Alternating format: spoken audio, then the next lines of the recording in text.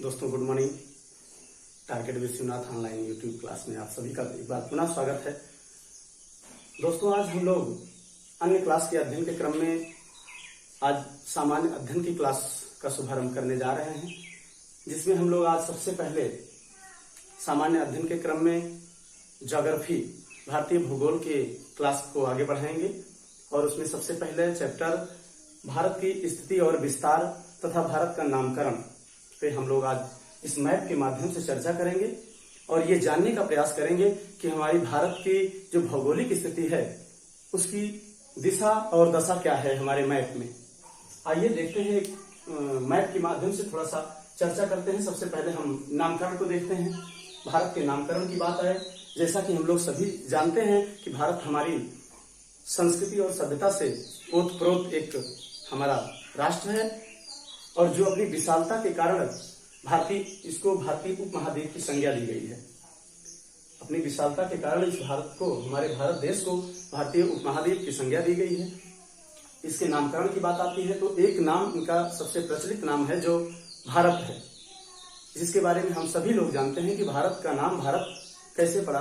जैसे बहुत प्रचलित मान्यता है कि भारत का नाम हमारे राजा भरत के नाम पे पड़ा, लेकिन जो कुछ भौगोलिक दृष्टिकोण से हम लोग जो देखेंगे वो सबसे पहले एक नाम आता है हमारे भारत देश का, हिंदुस्तान। हिंदुस्तान क्या है? हिंदुस्तान नाम हमारे वैदिक आर्यों द्वारा दिया गया नाम है। वैदिक आर्यों का हमारे भारत में एंट्री सिंधु क्षेत्र से होती है, जो आपके हमारे ये सबसे पश्चिमी पाकिस्तान का जो क्षेत्र है और ये यहाँ से जो सिंधु नदी निकलती है ये सिंधु क्षेत्र माना जाता है। इसका सिंधु क्षेत्र से ही इनका आगमन होता है भारत में। उसके बाद जब ये सिंधु क्षेत्र आते हैं तो इन्होंने सिंधु नदी को हिंदू नदी बोलना स्टार्ट कर दिया और वहां के वासियों को हिंदू कहना शुरू कर दिया। अर्थात कि इन्होंने सा के स्थान पे हा शब्द की, हा वर्ण की का उच्चारण करना शुरू कर दिया, जिससे इन्होंने सिंधु को हिंदू बना दिया। उसी से हमारे देश को हिंदू के नाम हिंदू से हिंदुस्तान का नामकरण हुआ। अब उस समय देखते हैं कि जब वैदिक आर्यों का आगमन हुआ, उसके बाद कालांतर में धीरे धीरे कुछ धर्म का उत्थान हुआ, जिसमें बौद्ध धर्म, जैन धर्म प्रचलित थे। तो जैन धर्म और बौद्ध धर्म की जो कुछ पौराणिक कथाएं थी उसमें दो नामों का उल्लेख मिलता है भारत के, जिसमें सबसे पहले जैन पौराणिक ग्रंथ में हिंदू का उल्लेख मिलता है। बौद्ध ग्रंथ में जम्बू द्वीप की संज्ञा दी गई है भारत देश को। जम्बू द्वीप अर्थात इसको कहीं कहीं जामुनों का द्वीप भी कहा जाता है। अब अगला नाम हमारा जो सबसे चर्चित नाम है इंडिया। इंडिया का नामकरण कैसे हुआ? इंडिया जो कि ग्रीक भाषा इंडस से परिवर्तित नाम इंडिया है। इंडस जो हमारे यूनानियों द्वारा यूज किया जाता था उसी का परिवर्तित रूप इंडिया है, जो इंडिया हमारे यूनानियों द्वारा दिया गया था। अब बात आती है संवैधानिक प्रक्रिया से। अगर संवैधानिक तरीके से हम लोग देखें या संवैधानिक अपने संविधान के दृष्टिकोण से देखें तो भारत का नाम हमारे संविधान में भारत रखा गया है।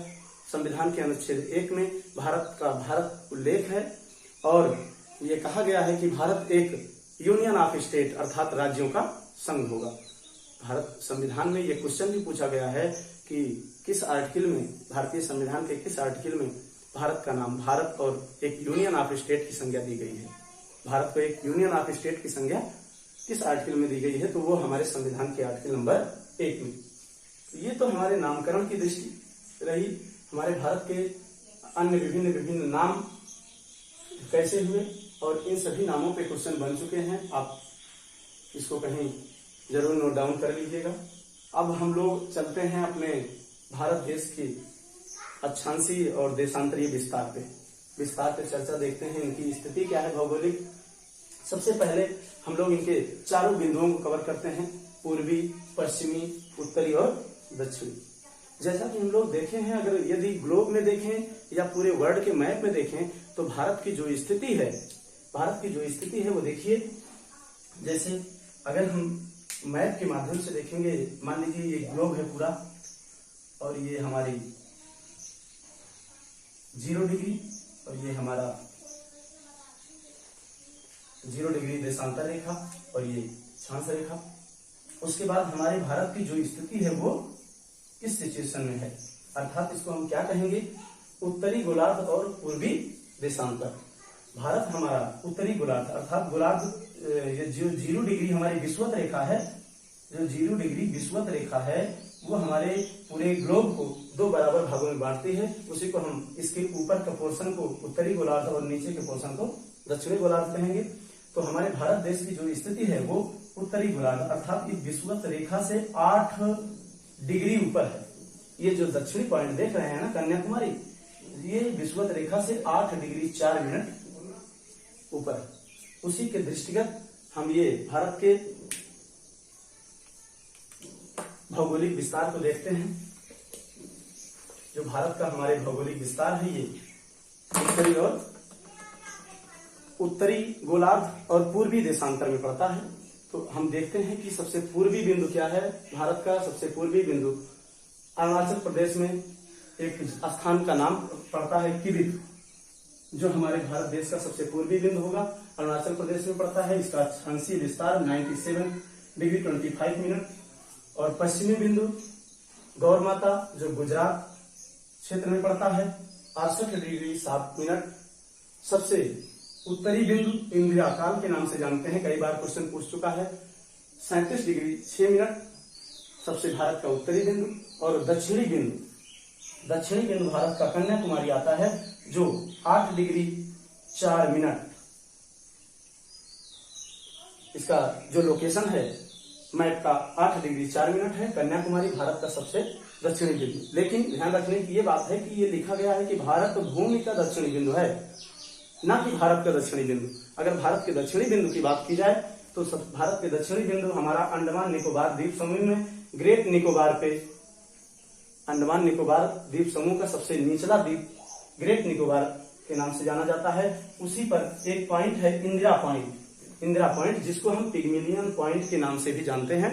इसको हमारे भारत का सबसे दक्षिणी बिंदु है। यदि क्वेश्चन भारत भूमि का दक्षिणी बिंदु पूछता है तब कन्याकुमारी, यदि कहता है कि भारत का दक्षिणी बिंदु कहते हैं तब इंदिरा पॉइंट। दोनों में कंफ्यूजन नहीं होना चाहिए, ये क्वेश्चन कंफ्यूजन क्रिएट करता है, इसीलिए ये क्वेश्चन कई बार पूछा भी गया है कि भारत का दक्षिणी बिंदु। और विकल्प में आपके ऑप्शन में दोनों ऑप्शन रहेंगे, तो कंफ्यूज होने की जरूरत नहीं है, उस पर क्वेश्चन पे ध्यान देने की जरूरत है। क्वेश्चन क्या कह रहा है उसको आपको ध्यान रखना है। क्वेश्चन में यदि भारत भूमि का दक्षिणी बिंदु पूछता है तो कन्याकुमारी जो तमिलनाडु में स्थित है, और यदि भारत का दक्षिणी बिंदु पूछता है तब ग्रेट निकोबार में स्थित इंदिरा पॉइंट, जिसको पिग्मिलियन पॉइंट के नाम से भी जानते हैं। और कभी कभी विकल्प में आपके इंदिरा पॉइंट ना दे करके कंफ्यूज करने के लिए पिग्मिलियन पॉइंट भी दे देता है। तो पिग्मिलियन पॉइंट या इंदिरा पॉइंट कोई भी आए ऑप्शन में जो ग्रेट निकोबार में स्थित है। ये हमारे सभी चारों बिंदु का विस्तार हुआ। उसके बाद हम लोग देखते हैं कि हमारे भारत देश से 2 रेखाएं गुजरती हैं। एक कर्क रेखा जो भारत को 2 बराबर भागों में बांटती है, और एक 82 डिग्री पूर्वी देशांतर रेखा गुजरती है, जो हमारे भारत के 5 राज्यों से होकर गुजरती है। इसी को भारत का मानक समय रेखा भी कहते हैं, जो हमारे ग्रीनविच मीन टाइम अर्थात जो हमारे जो ग्रीनविच मीन समय है वो 5.5 घंटा, हमारा जो भारतीय समय है वो ग्रीनविच मीन टाइम से 5.5 घंटा आगे है। और अब इन दोनों रेखाओं पे विस्तार से चर्चा देखते हैं। सबसे पहले पूर्वी देशांतर रेखा 82.5 डिग्री। कई बार क्वेश्चन पूछा गया है ये कहां से होकर गुजरती है, 5 राज्यों से होकर गुजरती है और किन किन राज्यों से होकर जाती है। देखिए इधर यूपी, उत्तर प्रदेश, एमपी, मध्य प्रदेश में टच हो रही है। उसके बाद छत्तीसगढ़, उड़ीसा और लास्ट में आंध्र प्रदेश से थोड़ा सा किनारे टच है। तो ये 5 राज्य हैं, कहीं नोट कर लीजिएगा, यहाँ पे स्थान नहीं है नोट करने का, नहीं तो हम नोट कर दे रहे हैं चार्ट में, देख लीजिए। ये हमारी पूर्वी देशांतर 82 डिग्री रेखा है। ये कहां से होके जाती है, उत्तर प्रदेश, मध्य प्रदेश, छत्तीसगढ़,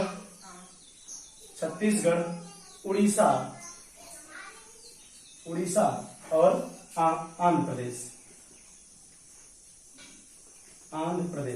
ये 5 राज्य हैं जहां से हमारे पूर्वी देशांतर अर्थात 82.5 डिग्री पूर्वी देशांतर रेखा गुजरती है।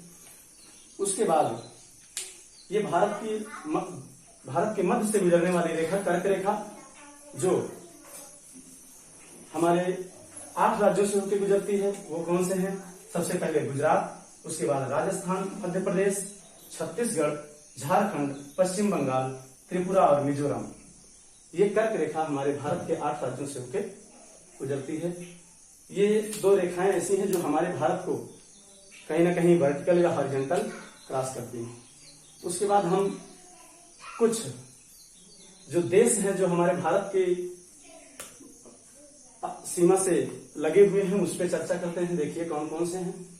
सबसे पहला देश आपका चाइना, दूसरा नेपाल, तीसरा अफगानिस्तान, उसके बाद पाकिस्तान, भूटान और बांग्लादेश। ये 7 राज्य ऐसे हैं जो हमारे भारत के स्थलीय सीमा से अपनी सीमा बनाते हैं। क्वेश्चन ये करता है कि भारत से सीमा बनाने वाले देश कौन कौन से हैं। कुल 9 देश हमारे भारत के सीमा बनाते हैं भारत से, जिसमें 7 देश ऐसे हैं जो हमारे भारत के स्थलीय भूमि से सीमा बनाते हैं, जैसे पाकिस्तान, अफगानिस्तान, नेपाल, चीन, भूटान, बांग्लादेश और म्यांमार। ये म्यांमार है। यहाँ पे म्यांमार, बांग्लादेश, भूटान, नेपाल, अफगानिस्तान और पाकिस्तान, ये 7 देश ऐसे हैं जो हमारे भारत की स्थलीय सीमा से अपनी सीमा बनाते हैं। 2 देश ऐसे हैं जो हमारे भारत से की जलीय सीमा से अर्थात तटीय सीमा से अपनी सीमा बनाते हैं। वो तटीय सीमा क्या है? जो भारत के मध्य से गुजरती है। हमारी कर्क रेखा भारत को 2 भागों में बांटती है। कर्क रेखा से ऊपर का भाग उत्तरी भारत और कर्क रेखा से नीचे का भाग दक्षिणी भारत के नाम से जाना जाता है। और ये दक्षिणी भारत हमारा पूरा हिंद महासागर के क्षेत्र में विस्तारित है। हिंद महासागरीय क्षेत्र में हमारा पूरा दक्षिण भारत विस्तारित है, जो एक त्रिकोण की आकृति का है। उसमें हम देखते हैं कि जिसमें अंडमान निकोबार द्वीप समूह और इधर हमारा लक्षद्वीप समूह विस्तारित है। तो इन हिंद महासागर से जो तटीय सीमा है हमारे भारत की, एक इसको पूर्वी तटीय सीमा कहेंगे, पूर्वी तट रेखा, और इधर साइड ये पश्चिमी तट रेखा, जिसका विस्तार हम लोग नेक्स्ट क्लास में देखेंगे। उसके बाद अब ये 2 देश ऐसे हैं जो हमारी इन तटीय रेखा से सीमा बनाते हैं। वो सबसे पहला आपका श्रीलंका और दूसरा एक देश यहाँ पे हमारे लक्षद्वीप समूह में पड़ता है, उसके नीचे मालदीव। ये दोनों देश भारत की तटीय रेखा से अपनी सीमा बनाते हैं। उसके बाद इसके विस्तार पे थोड़ा सा हम ध्यान देंगे। इसका जो भौगोलिक विस्तार है, भारत का कुल क्षेत्रफल 32,87,263 वर्ग किलोमीटर, जो विश्व का 2.43% है। कुल स्थानीय सीमा जो हमारे भारत देश की कुल स्थलीय सीमा है वो 15,106 किलोमीटर। स्थलीय सीमा का मतलब है कि कर्क रेखा से ऊपर, कर्क रेखा से नीचे जो है हमारी जलीय सीमा है, जिसकी लंबाई 7,515 किलोमीटर, जो द्वीपों सहित है, जिसमें दोनों द्वीप कवर हो जाते हैं, अंडमान निकोबार द्वीप समूह और लक्षद्वीप समूह। इस तरह हम लोगों ने आज सामान्य अध्ययन के क्रम में भारतीय भूगोल के विस्तार और अक्षांशीय विस्तार पे चर्चा किया, और उम्मीद है कि आप लोगों को ये वीडियो पसंद आई होगी। यदि इसमें किसी प्रकार की कोई त्रुटि या किसी प्रकार के सुझाव की जरूरत हो तो आप लोग कमेंट में इसके देते रहेंगे। हम लोग कोशिश करेंगे कि सुधारने का उसका पूरा कोशिश किया जाएगा। इसी के साथ इस क्लास का समापन यही किया जाता है। उसके बाद हम लोग नेक्स्ट क्लास में इसके विस्तार पूर्वक भारतीय भूगोल की चर्चा करेंगे। धन्यवाद।